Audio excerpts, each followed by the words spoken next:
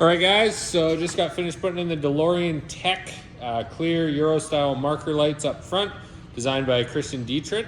I'm probably butchering his name. Went with the VLED, or yeah, I think that's how it said, VLED V6 switchbacks. So you get the clear daytime running lights when you turn the ignition on, and then you get turn signals and hazards in amber. Pretty cool little package and system. So flick the key on, and on come the daytime running lights. You got your headlights as well. And then when you put on your signal, it switches to amber. There's a slight delay for it to come back on, which obviously makes sense. There's the other side. And then just because I know you like to see it, the hazards as well.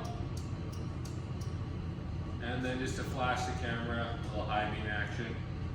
So that in at the same time, got the car in to do a bunch of other work to it.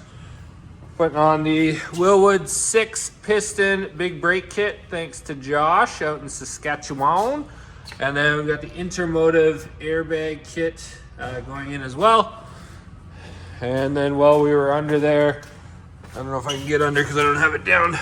Oh, it's down there a bit.